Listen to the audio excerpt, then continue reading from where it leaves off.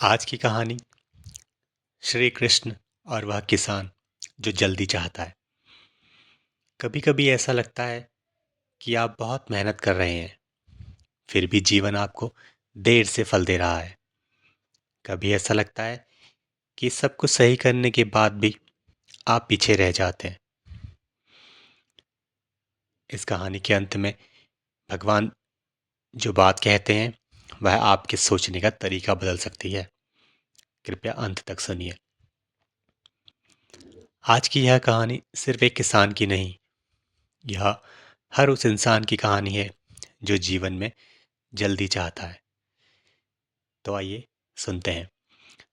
मथुरा की सीमा से सटा हुआ एक छोटा सा गांव था। वहां के लोग सीधे साधे थे, पर हर किसी का मन एक सा नहीं था। उसी गांव में रहता था एक किसान, धर्मदास। धर्मदास मेहनती था। सूरज निकलने से पहले खेत पहुंच जाना और अंधेरा होने के बाद लौटना उसकी आदत थी। उसके हाथ मिट्टी से सने रहते थे, लेकिन उसका मन कभी शांत नहीं रहता था। हर मौसम में वह बीज बोता, पानी देता, खेत की देखभाल करता। फिर भी जब वह दूसरों के खेत लहराते देखता तो उसके मन में एक सवाल उठता, मैं भी तो उतनी ही मेहनत करता हूं, तो मेरी फसल पहले क्यों नहीं पकती। यही सवाल धीरे धीरे अधीरता बन गया। क्या हम सब कहीं ना कहीं धर्मदास जैसे ही नहीं हैं? जरा सोचिए। एक शाम धर्मदास यमुना किनारे बने एक छोटे से मंदिर पहुंचा। मंदिर साधारण था, पर श्री कृष्ण की मूर्ति में अद्भुत शांति थी।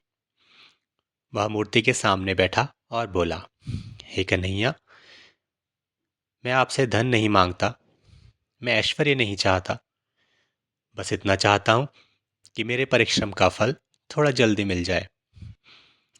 उसकी आवाज में शिकायत नहीं थी, सिर्फ एक थकान थी। उसी रात उसे स्वप्न आया। उसने देखा कि उसका खेत चांदनी में नहाया हुआ है और बीच में पीतांबर धारण किए श्री कृष्ण खड़े हैं। कृष्ण बोले, धर्मदास, तुम जल्दी क्यों चाहते हो? धर्मदास बोला, प्रभु, मुझे डर लगता है कहीं जीवन बीत न जाए और मैं कुछ पा न सकूं। कृष्ण ने शांत स्वर में कहा, अगर मैं तुम्हें जल्दी दे दूं तो क्या तुम उसे संभाल पाओगे? धर्मदास ने बिना सोचे कहा, हाँ प्रभु, मैं तैयार हूं। कृष्ण मुस्कुराए, तो जैसा तुम चाहते हो वैसा ही होगा। अगली सुबह धर्मदास खेत पहुंचा। उसने जो देखा वह चकित रह गया। बीज फूट चुके थे। दूसरे दिन पौधे लहराने लगे। तीसरे दिन बालियां झुक गई।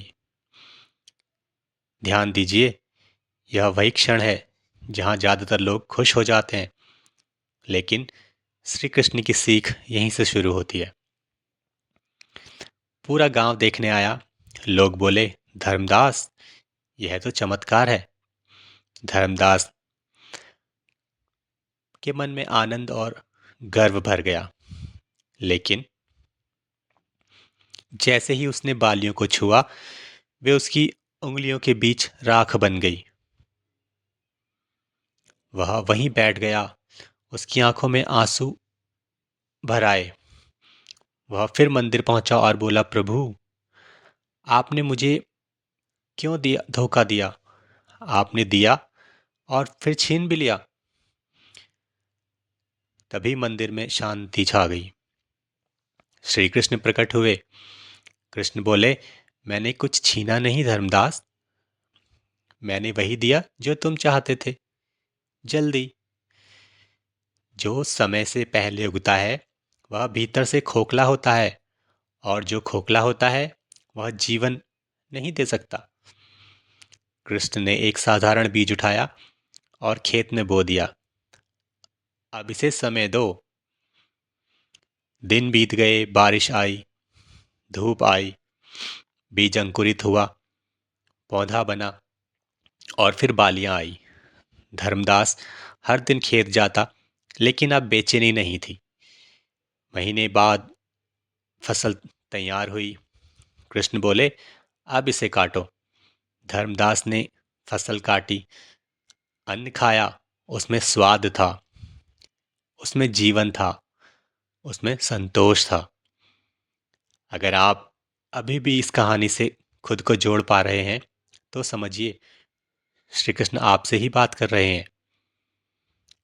धर्मदास बोला, प्रभु, मैं जल्दी इसलिए चाहता था क्योंकि मुझे अपने धैर्य पर भरोसा नहीं था।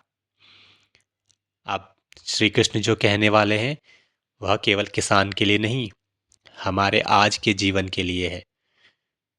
कृष्ण बोले, अधीरता आत्म अविश्वास का ही दूसरा नाम है। मैं समय हूं, जो मुझे समझ लेता है उसे प्रतीक्षा बोझ नहीं लगती। धर्मदास वही किसान था, पर अब उसका मन बदल चुका था। वह मेहनत करता पर घड़ी नहीं देखता। अब जब लोग पूछते, इतना धैर्य कैसे, तब मुस्कुरा कर कहता, अब मैं जल्दी नहीं, सही समय चाहता हूं। सो धैर्य रखिए। श्री कृष्ण कभी देर नहीं करते, वे हमेशा सही समय पर आते हैं। अगर यह अगर यह कहानी आपके मन को थोड़ा भी शांत कर गई हो तो इसे किसी अपने के साथ जरूर साझा करें। शायद वह भी जल्दी की पीड़ा से गुजर रहा हो। और अगर श्री कृष्ण की कहानी आपके मन को शांति देती है तो कृष्णा कनेक्ट से जुड़ जाइए, क्योंकि यहाँ सिर्फ कहानियाँ नहीं, जीवन के उत्तर मिलते हैं। हरे कृष्णा।